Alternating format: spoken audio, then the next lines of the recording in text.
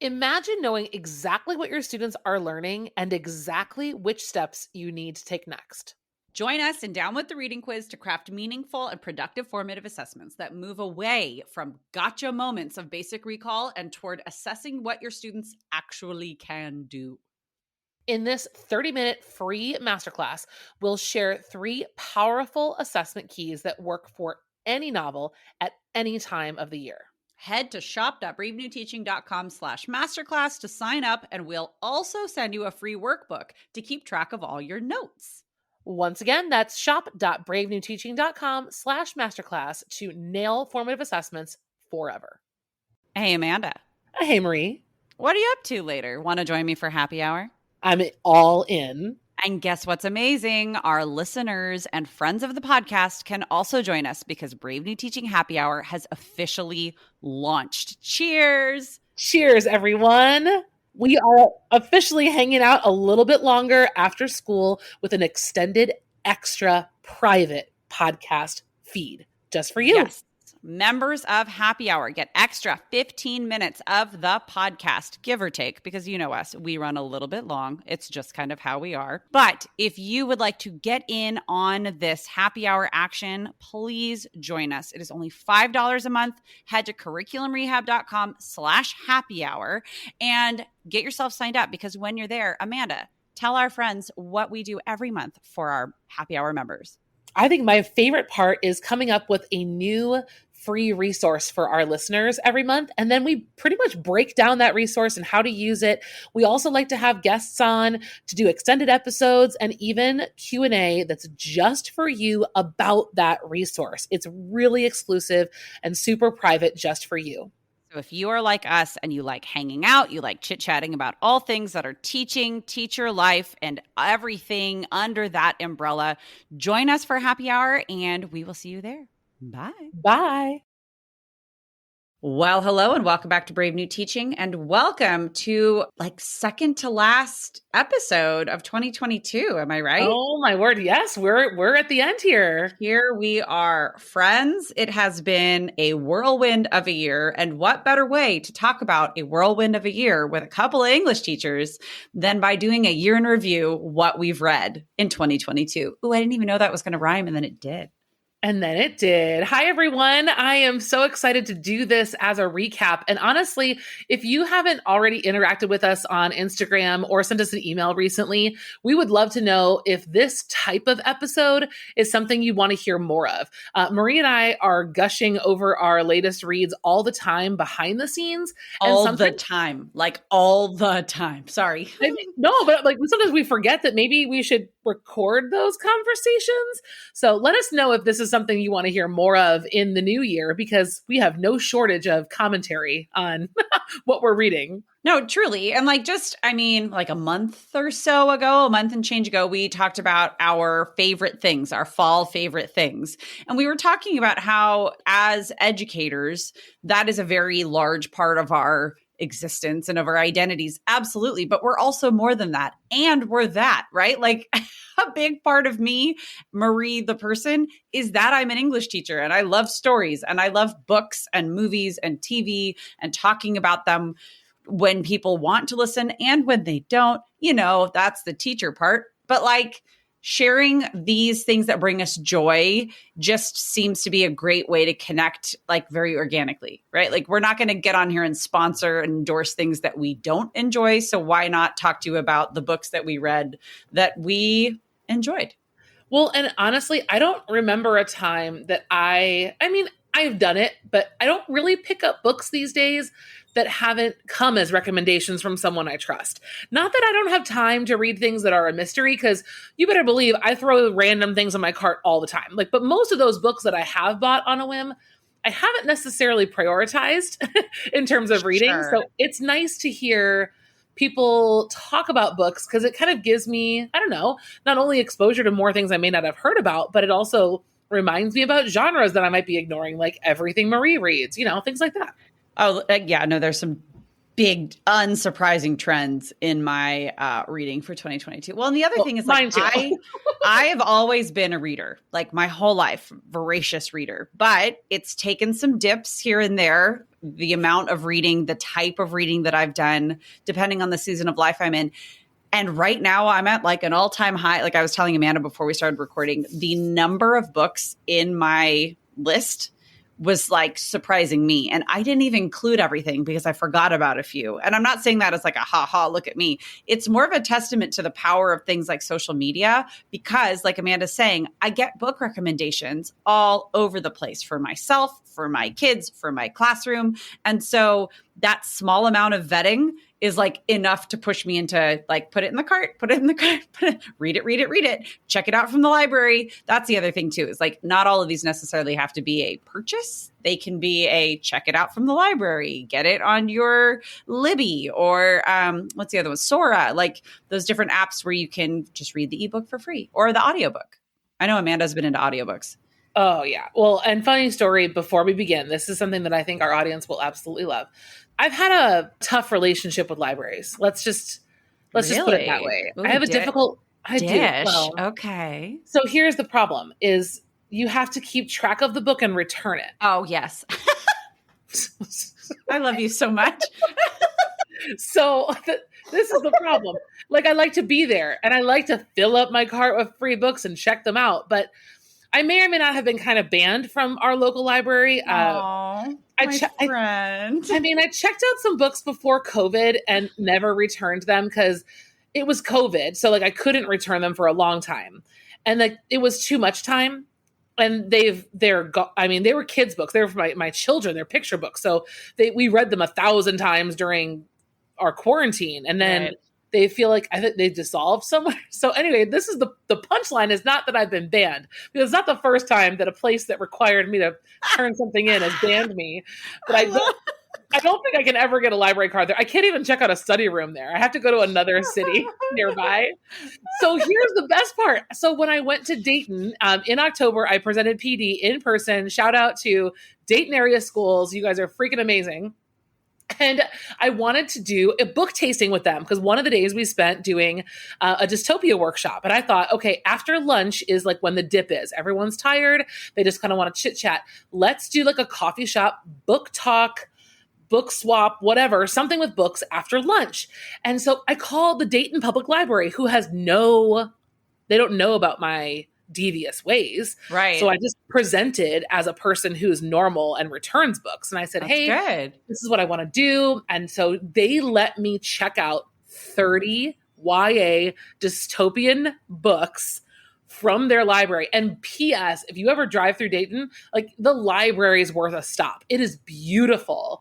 I didn't even know Dayton was like a city until I got there. I thought it was just like I don't know what I thought, but it's really cool. The library is really cool. And they were so nice. They gave me a library card. Oh my gosh. Those fools. I can use online. I can use for Libby. Oh, there you go. That was like 20 minutes to get you were going with it. I was like, well, why don't you just do the online version where they just take the book back?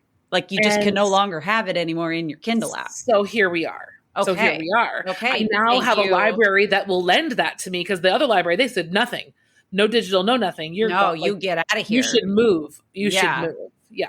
Mm-hmm. Thank you, Dayton, Ohio. So shout out to Dayton. Like literally everyone in Dayton was so cool. If you guys follow Abby, she's right on with Miss G. I got to have a brewski with Abby and my good friend Kelsey. She was on the podcast a few months ago. We talked about her long way down Macbeth unit. So got to see some real life friends and visit the amazing library. So yeah, get yourself a library card. That's really fun. Today, Marie and I are going to give you our books from 2021 or 2022. Let's remember what year it is. And we're also going to link everything. Marie and I are obsessed with bookshop.org right now, and we both have our lists there. And so please check out the show notes. Check out the website. You don't have to necessarily buy books like we said, but it's totally worth a browse. Yes, we're going to I want to talk to you more about this because I am a big fan of bookshop.org for a lot of reasons. But first, let's cue the music.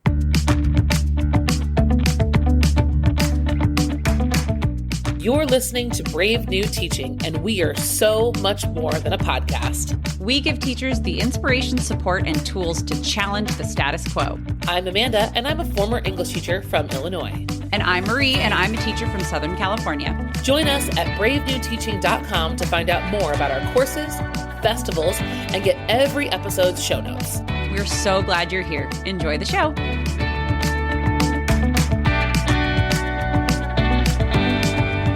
Okay, friends, here we are. Let's begin by talking about bookshop.org. And no, this is not a sponsored episode before. Not yet. Why do they keep saying, hey, bookshop.org, if you're listening? We're just saying we are always, we're open. So bookshop.org is a website that it's independent bookstores in one big place. And it's a way to kind of combat the conglomerate that is Amazon and how Amazon is on track to kind of murdering independent publishing and independent bookstores. And so Amanda and I, as readers and as lovers of the written word, decided that that's where we want to put all of our eggs, is in the bookshop.org basket. And so the really cool thing that I like is that once you're on there and you create an account for yourself, you can select your bookstore that you want to like shop from. And I think that like if they have it in store, they'll ship it out of that certain bookstore, and it can be a local bookstore. It can be like, so there are a bunch of local bookstores in San Diego that I like to look at. And then I can also just like check out what they have in stock and then maybe take the kids on a field trip one weekend, my children, not other people's children, on a field trip one weekend, and we go to the independent bookstore. And I love a bookstore. I don't know about you. I'm guessing you do, because like they're not a library. You have to pay there before you leave with books, right? Yeah. I love bookstores. I love them. Like in another life, or maybe just when I'm an old lady, I want a bookshop coffee shop where we have like open mic nights and like, yes. I want it so badly. Yes. Yes. Right. Like in a mountain town somewhere.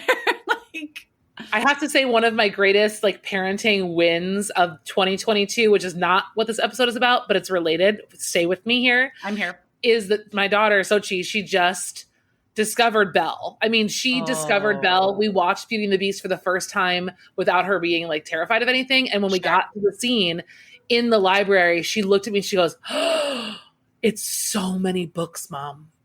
And I thought, oh my God, my offspring is the best. Oh, yes.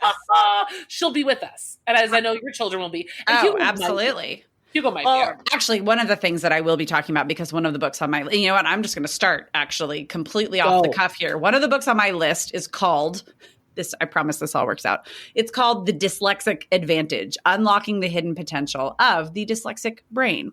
So I don't talk about it a whole ton on here and like in social media, simply because my kids are old enough that like their stories are not my story to tell. You know, like I'm getting to that kind of a point where they're big and they're living their own lives. And I don't know that they want to be on social media. One thing I can say though, as an educator, a literacy educator and a mom, my daughter, we were just noticing that she was not accessing academics through kindergarten. And then like summer after kindergarten was this last summer, I said, you know what? I want to get her privately tested for dyslexia. I know that she's young. She just turned 6 between kindergarten and first grade. I have the means to do private testing. Let's go ahead and take care of it, because she loves stories. She loves making crap up. Let me tell you, she's the best BSer you've ever seen in your life. And she cannot read. And she was showing all of the signs of dyslexia, but then also like there are a lot of misconceptions about dyslexia. She is 100% dyslexic. With some sensory processing issues. And this was one of the first books that like really helped me like see my kid on the page. Like, oh my gosh, she's not a total enigma. She's actually classically this, this huge creative brain, amazing critical thinking and problem solving skills, because she's constantly coping to like fill in the jigsaw puzzle that other people can see typically when they are looking at words. So one of the books that I read this year is called, I read a few different books. This is the best one. It's a very niche recommendation of mine, but this is all back to Belle, where Eloise the other day turned to me, she's now in first grade, and says, "Mommy, I'm going to be able to read books before I turn 7. And I was like, you know what, babe? You're damn right you are. I mean, no, I probably did say that exactly to her. You're damn right you are. She's getting really excited. There are these things about books, why we get so like, I think passionate about them is because they're so like liberating. They're an escape. They're also empowering to be able to tell yourself stories. Okay. I'm down so from my proud soapbox of now. her. I know, Well, me too. This is what's beautiful about, Marie and I have this very real friendship behind the scenes that I think you all can feel as listeners. But I've also been going through some of my own parenting journeys with my children, my son in particular. And one of the books on my list is a book that has helped me understand him a little bit better. Similarly, I share about Hugo in terms of navigating the education space, just like Marie was saying, I've recently started sharing about it. Well, we've recently had a couple of our red flags up, and it's one of the things like with dyslexia and with Hugo, who I believe to be neurodivergent in a few different ways. It's an incredibly isolating place to be because I think parents either don't know how to talk about it, don't feel like it's appropriate to talk about. There's a lot of reasons, a lot of very good reasons, and a lot of reasons that are too bad. But I think Marie and I are both at a place where I have found comfort in sharing and troubleshooting about my kids through discussion. So, well, and I know, I mean, this is totally off of our year in review with books, but we'll get back to that in a second. I do know too that like, if I can share, once I've like figured some things out, if I can share what I've figured out, like you were saying, red flags were up. This is what I was noticing, and being able to help other people just feel a little less alone is like key. Huge. In anything, in teach. I mean, that's what we do here at Brave New Teaching for teachers in general. But then like the bigger parts of our lives is that we are mothers. And right now we're in the season of being mothers of small kids. And like any of these things that are just hard to talk about because they're so steeped in like who you are and what you're doing every single day. Kind of like when you're a brand new teacher or a veteran teacher and what you've been doing just doesn't quite feel right, but you don't know why and how, and you can't quite figure out how to talk about it. Yes, all of these things. It's totally nice to get them out and in the air and just get feedback and feel less alone. Well, it's what makes community. I mean, that's what the podcast is all about. We can't all physically be together, but this is what builds our community. And so my book recommendation from this experience actually was something that was in the back of my mind. So I had a conversation about things like this with a good friend of mine, Amanda Warner. She was on the podcast in like our first season. She did a mindfulness episode with us. And Amanda's another good friend of mine. And she had read this book. The book is called Differently Wired: Raising an Exceptional Child in a Conventional World. It's by Deborah Reber. And Differently Wired is a way of understanding how the brain is differently wired. And so it's going to kind of walk you through neurotypical behaviors and neurodivergent behaviors. And honest to God, I read it and I almost like a borderline was feeling a little bit of shame in that I'm like, I wish I would have read this earlier in my teaching career. I wish I would have understood this better, because I feel like teachers try so hard. Dyslexia too. I feel like we try so hard to serve everyone, but our capacity to actually understand how our children are so differently wired, it's exhausting to try to do all the things. This book is a must read as a teacher and a parent, whether your child is or your students are typical or atypical. I mean, it's been so powerful for me to kind of just see what that experience has been like for this mom, and then all through her research and different things that are, available to do and like you have permission to do. And that she, one of the things that was most comforting in that book was she said, if you think your child is differently wired, then your child is differently wired. Like you don't need, and you don't need a diagnosis. You don't need a psychologist's approval. Like if you understand your child feels things and experiences life differently than quote, what you think most other kids do, then that's the truth. And then that's how you can, get strategies and perceive and understand that child differently than other people and than other children, and kind of help them along the path. So it's really sparked in me a lot of reflection. And I think it's a must read, even as an educator, if you don't have your own children. So Differently Wired is mine on that same wavelength. I love it. And you know what? I know that we have taken a huge detour from like our year in review, but I think that just these couple of books from our very personal experience can kind of set the scene for you of what what we're looking for when it comes to a book. Sometimes it's for, like I said before, escape. Sometimes it's just for straight up entertainment. And sometimes it's for connection and a way of educating ourselves and what have you. I have like almost an embarrassing number of books on here. Some of them though are my kid level books. So I kind of want to talk about those really quickly. And then I have a few cookbooks. Yes. I legitimately, I don't know about you. I sit down when I get a new cookbook and I read it like a novel. Because there's narrative in a cookbook. Like I sit down.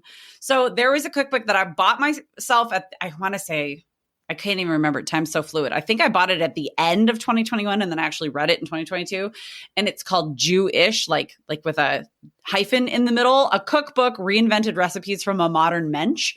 And it's by Jake Cohen, who is I follow him on Instagram, and he's just always making these really beautiful braided breads, like these challahs that were just gorgeous in like rainbow colors. And I was like, oh, cookbook. Okay, awesome.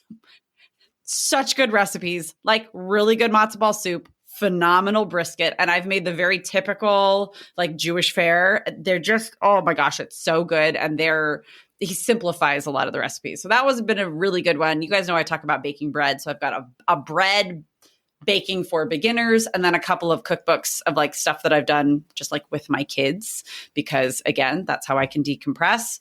But one book series that I want to highlight that I read with my children out loud to them is called The Magic Misfits by Neil Patrick Harris. Have I already told you about this, Amanda? Me? Yes. Okay. Yes.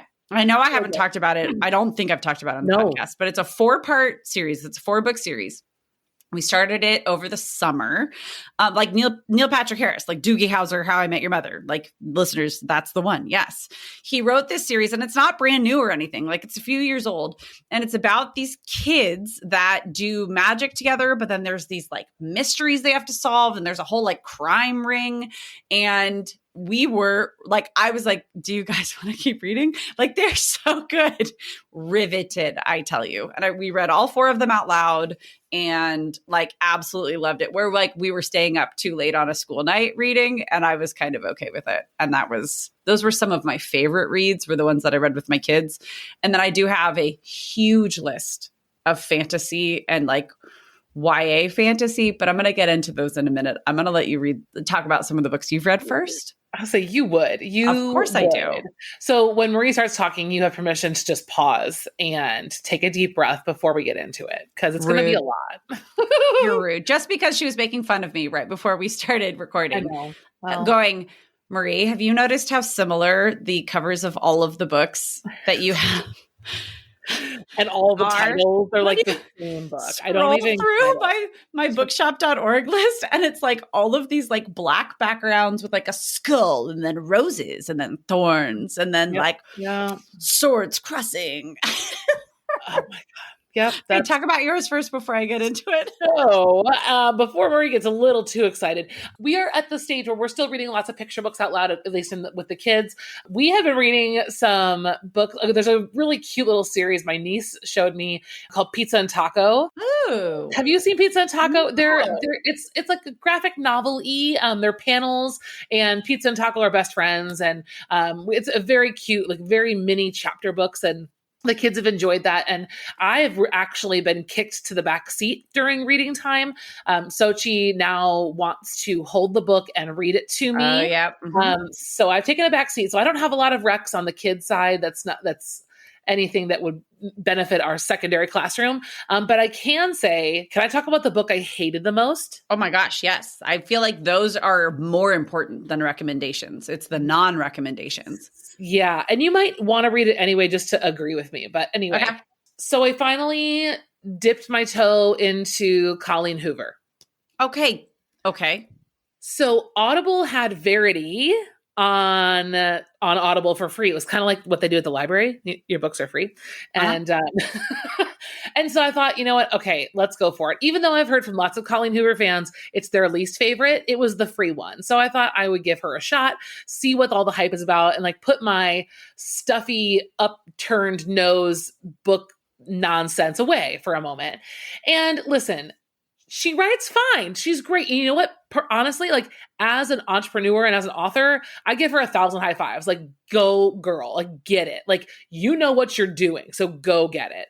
But I hated Verity. I thought it was predictably disappointing. I thought it was too dark. Like, I like a good dark story, but it was dark to the point that I was like, number one, this is not believable. And number two, this is just not making me feel anything that I really want to be feeling at all. Sure. It was kind of, I mean, it was not great. I didn't like it. And I was bummed. And like the sexy, cute, not even cute, like the sexy raunchy scenes were also to me like, I'm fine, like go for it. But they were really forced. It felt like it got to a point where it was like, okay, again. Yeah. Great. Good for you. Yeah. Good for you.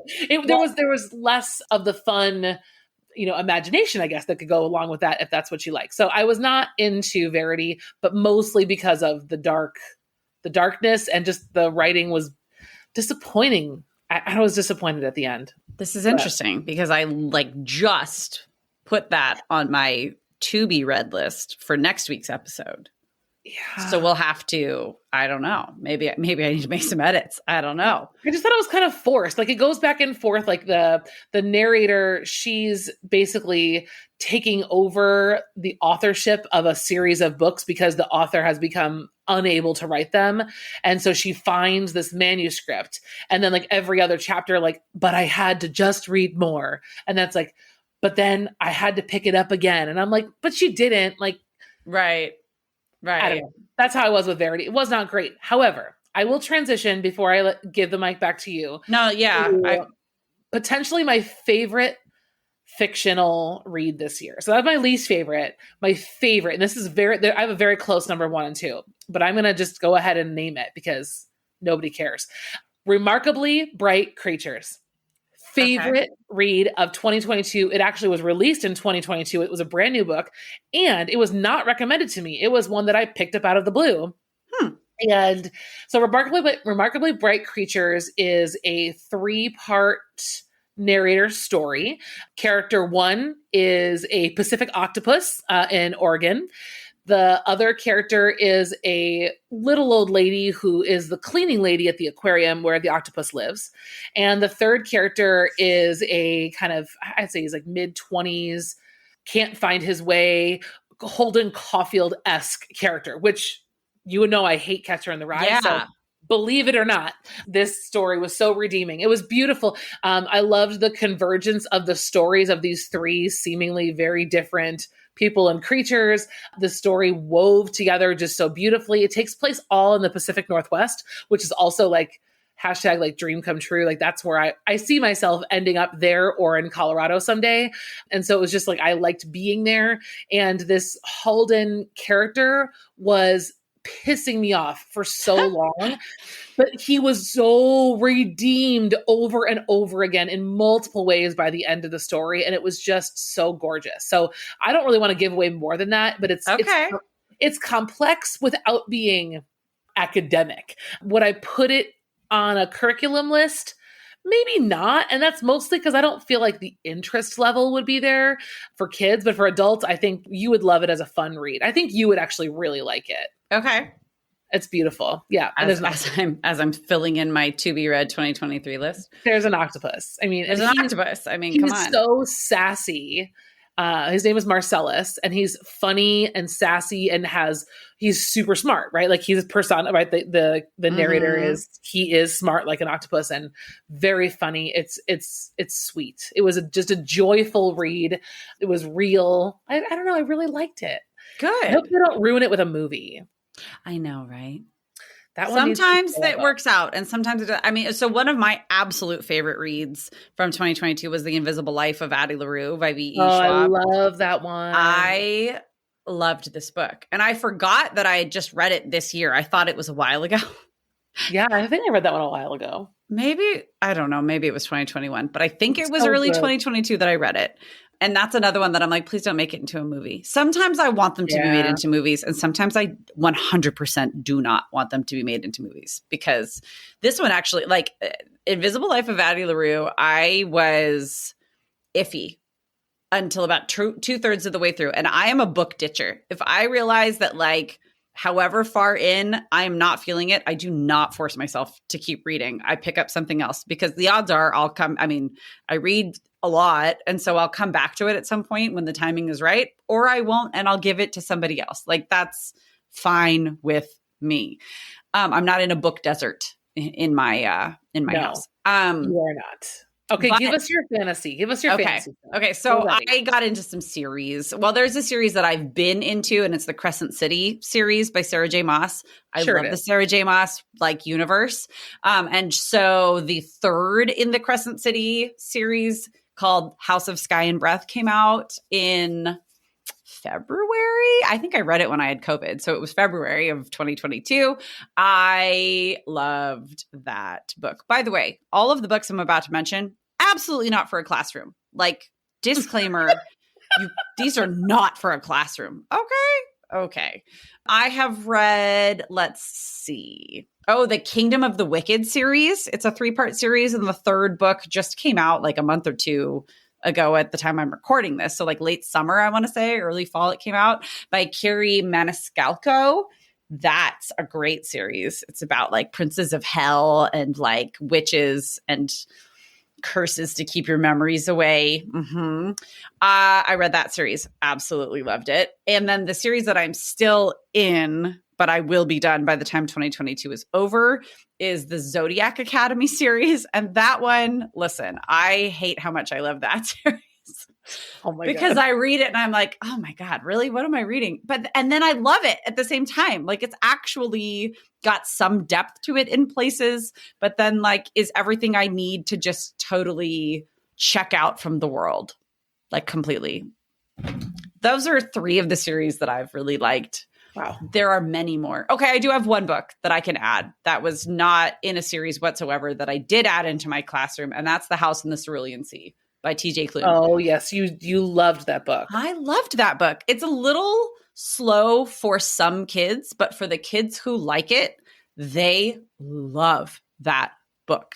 And it just makes me so happy. Like I ended up having to purchase more copies because we didn't have enough. Like we did it as lit circles. Some of my seniors did it as a lit circle. It's just unexpected and sweet and funny. And I love that book. Yes. I don't even know how to segue out to anything else. Well, okay. So where I dive headfirst into fantasy series, not even sci-fi so much. It's straight up like Lord of the Rings fantasy is what I would like to get into. Amanda feels that way about memoir and nonfiction. I did. Yes. I did read a lot of memoir this year. You did. I did. And I read 2 books about crying. This is well, yeah. I mean, and here's the thing too, is Amanda's kind of like hesitating because we've talked about biography and memoir so much because we had the workshop earlier in the fall. But like, give us your 2 memoirs or 1 memoir that you haven't really talked about yet that you were like, this is phenomenal. Yeah. So the one you heard me talk a lot about was Crying in H Mart. So if you haven't already heard me talking about Crying in H Mart, go re-listen to my video in the workshop, and I'll talk about that in all those nonfiction episodes. It's amazing. The other crying book is called Crying in the Bathroom. That's one that I recently finished and loved. Erica Sanchez is the author. She's also the author of I'm Not Your Perfect Mexican Daughter. Oh, yeah. That's why I know that name. Yes. This is her memoir. So this is her story. And I don't think it's for everyone. She's a very unique voice, which is why I loved her. She is a Latina from Chicago. So geographically we're connected. Like I know the neighborhoods she was talking about, like I've spent a lot of time there with my husband. And so like, it was very cool to like hear her talk about growing up in the city and what it was like.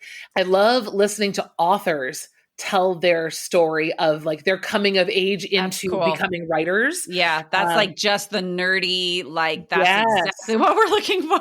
Yes. But she is irreverent. She doesn't care. She swears all over the place. And she is just unapologetically herself. And I loved it. She talks a lot about her mental health struggles, just her struggles of like being a woman in the publishing industry and what that's like, and how she's, thrown two big old middle fingers to so much of that. And I really admired her throughout. And I loved it. I really didn't want that one to end. And she manages to like end it on such a beautiful note too. It's really cool. And then the other memoir, similar, it was another author whose memoir I just finished and I really didn't want it to end, is Solito by Javier Zamora. So we've talked about Javier Zamora on the podcast before. He's a poet. You may have read some of his work. Solito came out at the end of September, and it is his journey from El Salvador to the US. It's a 9-week migration that he undergoes solito, by himself. Along the way, right, he meets a lot of people, kind of learns how to find family amongst other people. But the punchline is he's 9 years old. That's how old Wyatt is, right? Yeah, my son. Yep. Can you imagine Wyatt leaving home and migrating? I cannot. Across 3 borders, and like, oh my gosh, like so this is in 1999. And so I'm reading this thinking like in 1999, I was putting butterfly clips in my hair and, logging onto AOL 1,000 times a day using the phone cord with my parents. And like, it doesn't register to me sometimes like that people are living different lives than I am. And I know it sounds so stupid, but like, I don't pull my head out of my own experience often enough. And I think that this book just did such a beautiful job of that, thinking about this experience. And it's personal to me and my family. So it was unbelievably stunning. I'm already in touch with his publisher and trying to get an interview with him for the podcast. So listeners, with bated breath, you shall await 2023. But I love Solito. It is a book that belongs in your classroom library for sure. Whole class read, not sure yet on that. I feel like politically, it's such a tough subject right now that it might be more trouble than it's worth. It would almost like sully the story, right? Where you exactly want to be able to celebrate the story and not have to defend at this point in time. Like, hopefully, give it 12 months. These are things that can kind of, I don't know, mature. We can mature our way through some of the issues regarding books. Well, and I hope and I think that it's what I love so much about this book is that it's the 9-year-old's point of view. It's not political. It's not a political story at all. It's a story of survival. From a 9-year-old. Yeah. His parents fled during a civil war, and there was no other way for them to ever be reunited at a reasonable amount of time. So it's so amazing. It was just an amazing story, beautifully told. I mean, Zamora's a poet, so it's a memoir written through poetry. There's a lot of Spanish, a lot of humor, a lot of really funny, like one of the biggest things he was worried about was, farting in front of an officer, these like adorable little 9-year-old things that are also horrifying as an adult thinking about your child being by themselves. Like it was just beautifully written. I loved it.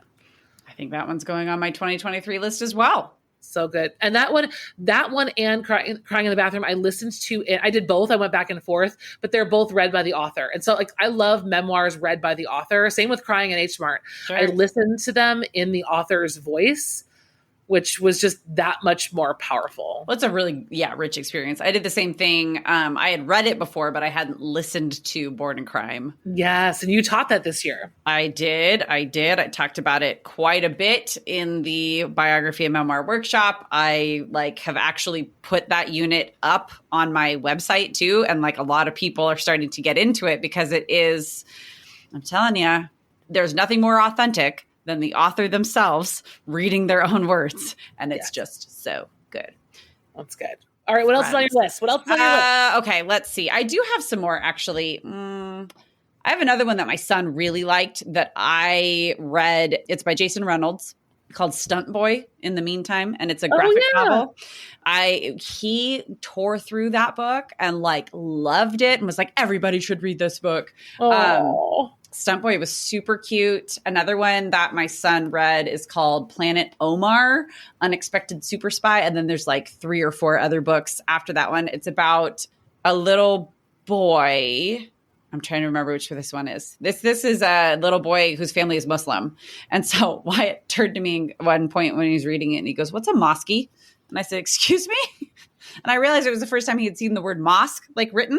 Oh my and gosh. so and it was just like, he really, really liked that book too. And I was like, oh, look at you. Expanding your horizons, darling. Because so many of the books that they have are just not particularly diverse. And so this was a really, really good, funny book, like where he was cracking himself up while he was reading as well. And just like getting to see other people who don't look like him. Honestly, it's more fantasy series. So Well, it's just going to be the same thing over and over again. Okay, but I do want to talk about a YA read that I read, because I don't read a lot of YA, and I'm trying to read more and like find the right ones, because I think that that's a YA that works well at like the 10th, 11th grade level is kind of hard to find. Like there are a lot of kids who are older that I think would like to read YA, but some of it's still too Y. It's a little too young, or the voices are a little bit too young. And so I'm always looking for YA that's a little bit more on like the depth and challenge side, but still kind of got the excitement and engagement that we love about YA. Sure. So I finally read a book from Ruta Sepetys. Did I say it right? Nope, I don't think I did. No. She taught me, okay, I'm going to pause this, guys. You want you to listen to her say her name. Hello, my name is Ruta Sepetys, and that's a Lithuanian name. And in Lithuanian, it would be pronounced Ruta Sepetys. Ruta is the name of a flower, and Sepetys means brush in Lithuanian. So my name is Flower Brush. I even have a difficult time pronouncing my own name. I know that sounds ridiculous, but it's true. And an easy way to remember how to pronounce my last name is that it rhymes with spaghettis. So if you think Ruta Spaghettis, you can pronounce Ruta Sepetys. Okay, so it's Ruta Sepetys. If it rhymes with spaghettis, you can pronounce Ruta Spaghettis. Oh, Sepetys. She's not spaghettis. Sepetys.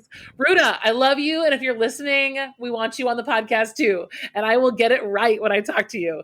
But out of all of her books, she's written tons. So she's written Between Shades of Grey, Out of the Easy, Salt to the Sea, The Fountains of Silence, I Must Betray You. All of them are historical fiction. That's her jam. And I read Salt to the Sea, and I was just blown away by the story. Again, like I have a thing for alternating narrators. I love it. Yeah.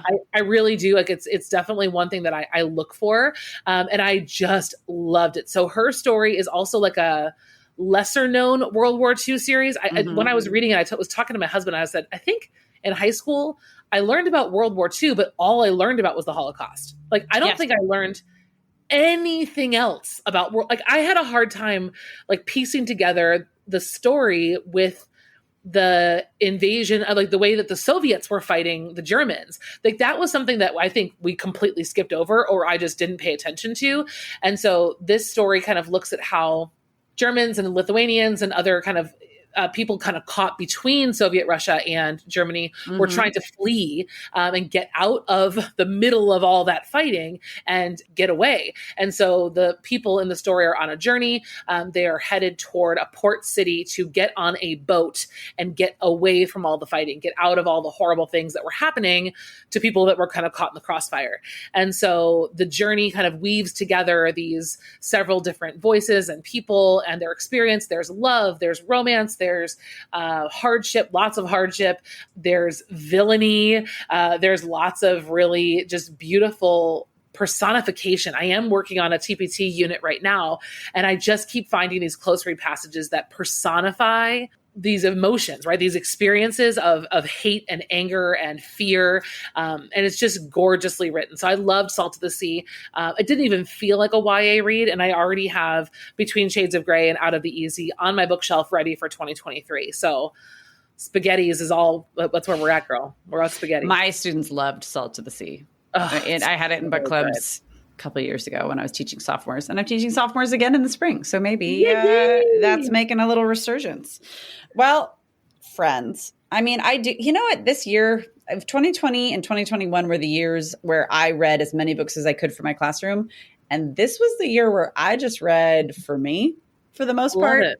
And it shows as you scan through all of my skulls wearing crowns with scripty writing on a dark background.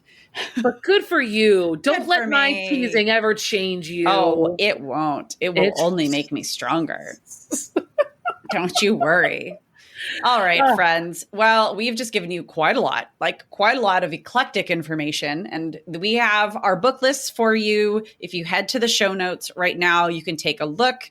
Make sure you check out bookshop.org. It really is a great way to support local and independent bookstores. And it just makes you feel good when you get to do that. You know what I mean? I love a good bookstore, as I've already said. And we will be back next week with even more reading recommendations, because we're going to be taking a look at what we plan to read in 2023, what sorts of trends we think our own reading is going to follow, what we are in the mood for, and what we are going to be looking at in order to fulfill that. So make sure you meet us right back here next week. And thank you so much for listening. We hope that this holiday season, if you're listening in real time, is going well for you. You are resting. You are hopefully staying healthy. Hopefully, fingers crossed, so are we. And we will see you here next time. Thank you so much for listening. Bye. Thanks again for listening to Brave New Teaching. We'd love to keep the conversation going over on Instagram. And while you're there, check out the links in our bio for the most up-to-date events going on in the Brave New Teaching community. Thanks for being here and have a great week at school.